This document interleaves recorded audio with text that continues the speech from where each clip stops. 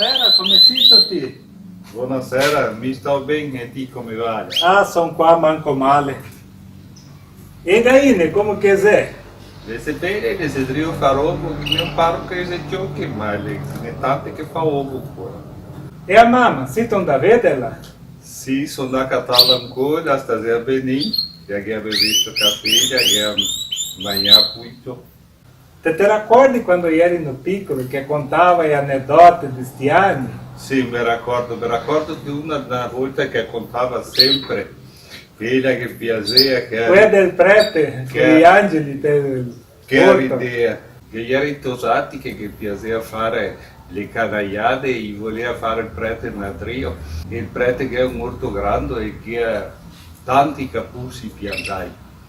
E allora io detto stanotte veniamo lì e che ci avremo capuzzi e prete. E allora uno ha detto ma il prete mi conosce se siete smisia. Allora ito. E allora ha detto e va a vedere che siamo altri. Noi che altro ha detto.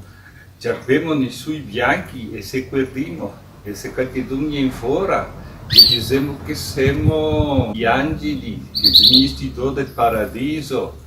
E allora io ho fatto cosa state notti sinisti e sono andati all'orto del prete e gli era a portare via i capuzzi, che ha portato i sacchi per mettere di rento.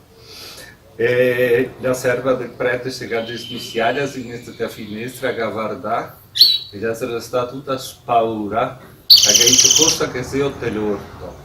La si corsa e ha chiamato il prete le ha visto sul a guardare e il che avrà fuori il che ha detto chi sia altri cosa voglio? Quando chi ha visto il prete ha detto altri siamo angeli, non vedi che siamo tutti di bianco.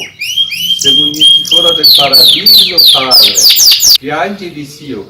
Mi uno che ha detto sono San Cavario e che altro che ha detto mi sono San Saccario. Se io fu, chi è che si salva sulla sta terra, altri che si angeli? Sì, altri sarebbero tutto. Si salva qua sulla sta terra, qua si salva solo qui da testa piccola, perché qui da testa grossa i va tutti. Allora il prete si è spaurato, che c'è padre da dentro, e si è guardato specchio e ha visto che ha testa grossa, che attacca a criare, che ha detto, allora mi non mi salvo mia perché ho testa grossa. E così si sta, che mia madre sempre raccontava quella storia lì. Buon, ciao, io vado a casa. Ciao, stammi bene. Un altro tanto.